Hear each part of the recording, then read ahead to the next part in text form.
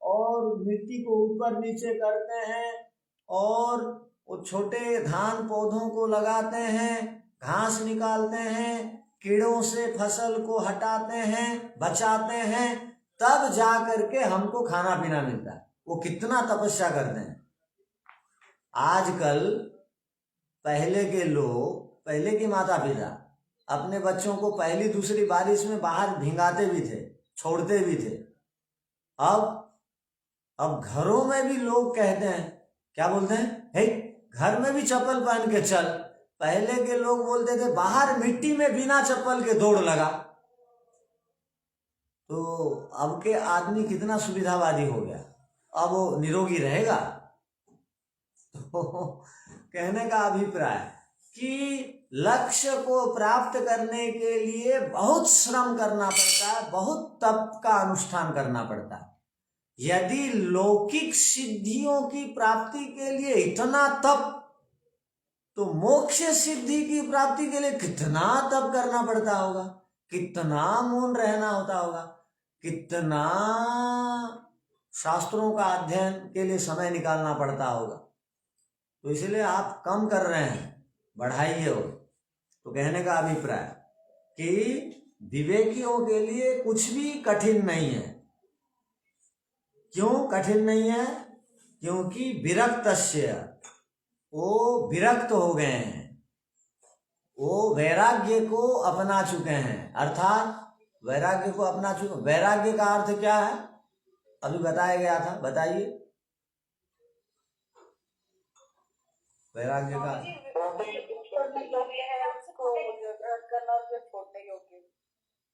जो छोड़ने योग्य है छोड़ना, ग्रहण करने योग्य है ग्रहण करना, ये चिंतन का नाम विवेक। अब ये इसको छोड़ दिया, इसको ले चुका हूं, स्वीकार कर चुका हूं, और प्रलय होने के बाद भी नहीं छोड़ूंगा। प्रलय हो जाएगा और शरीर के अंग प्रत्यंगों को कोई दीपक बना करके जला भी दे तो भी सत्य को नहीं छोड़ूंगा। तो ये जो भावना जब आ जाती है तब वो वैराग्य है। अर्थात वैराग्य का मतलब योग दर्शन का वो दृष्टांत को याद रखिए। योग दर्शन में एक दृष्टांत दिया गया था, क्या मैं कुत्ता हूं क्या, स्वयं की उल्टी को चाटूंगा? तो दोषों को दोबारा करने का अर्थ है उल्टी को चाटना। तो दोष है उल्टी के समान। एक बार यदि वो निकल गई है उल्टी शरीर से, कितनी उसमें गंध उल्टी में आती है, तो भी वो कुत्ता खा जाता है खुशी खुशी। तो हम भी दोष युक्त दुर्गंध को दोबारा चाटते हैं, खाते हैं। तो वो वैरागी और स्वीकार नहीं करता। तो वैरागी आदमी को कहा जाता है, इसका विवेक जो है निरक्षीर हो गया। निरक्षीर विवेकी कहते हैं। निरक्षीर, नीर कहते हैं पानी को, क्षीर कहते हैं दूध को। ये दूध को ले चुका है, पानी को छोड़ चुका है। पृथकता, पृथक का भाव, अर्थात पृथकता का भाव उसके अंदर आ गया। पृथकता का भाव माने ये जड़ है, ये चेतन है, ये जड़ है। और जो भी जड़ है, ध्यान रखना, जो भी जड़ है वो जड़ पदार्थों के पीछे लगे रहेंगे तो बुद्धि भी जड़ हो जाएगी। बुद्धि वैसे ही जड़ है ही, किंतु चेतन के पास रह करके ज्ञान को बुद्धि में भर भर करके उसमें जो हम तीव्रता और उसके अंदर जो गति आदि को प्रदान किए रहते हैं, वो जड़ की उपासना कर करके दोबारा जड़, और उस जड़ के पास रह करके चेतन भी जड़ के समान हो जाता है। तो जब विवेक उत्पन्न हो जाता है ना, व्यक्ति क्या बोलता है पता है? ये सांसारिक पदार्थ जड़ हैं, मुझे जड़ की उपासना नहीं करनी, मैं चेतन हूं, मैं चेतन हूं, और चेतन ईश्वर है, और सब कुछ ईश्वर के पास है। और चेतन ईश्वर की उपासना मैं चेतन होकर के नहीं करूंगा, क्या मैं चेतन होते हुए जड़ की उपासना करूंगा? जड़ तो मेरे से हर प्रकार से निम्न गुण वाला है और मेरे से अधिक गुण वाला चेतन ईश्वर है। तो मैं निम्न और अधम और बिल्कुल जिसमें सार है ही नहीं, लाभ है ही नहीं, दुख ही दुख भरा हुआ है जिन पदार्थों में, उसके पीछे दौड़ लगाऊंगा। मैं मूर्ख हूं क्या? वो विवेकी ऐसा चिंतन करता है उसके मन में। इसलिए वो स्वयं को चेतन मानता है, जड़ों से अलग हटता है और चेतन तत्व के पीछे दौड़ लगाता है।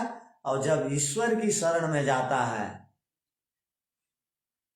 तब वो विशेष वैरागी हो जाता है।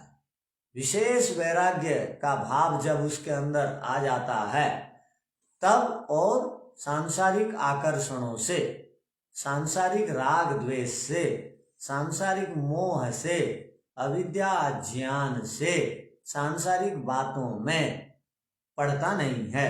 यह है ये सूत्र का मुख्य अभिप्राय।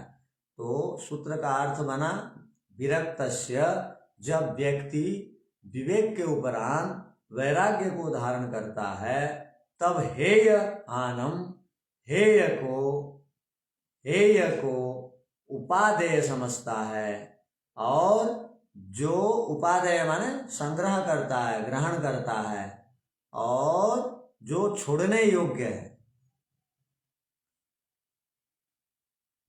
हेय को हान, हेय को छोड़ता है, और उपादेय को उपादानम, उपादेय को उपादानम वो ग्रहण करता है। उपादेय जो है उसको ग्रहण करता है। हेय माने त्याज्य,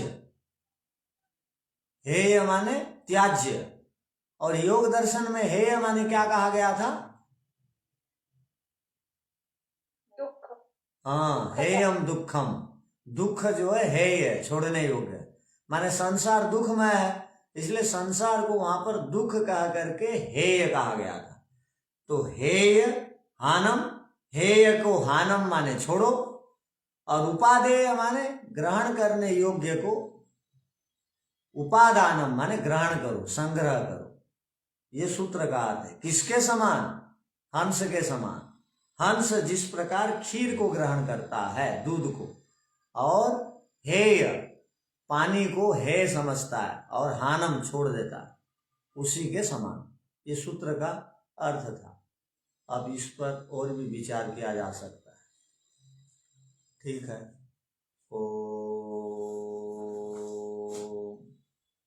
शांति शांति शांति। सबको सारा नमस्ते जी।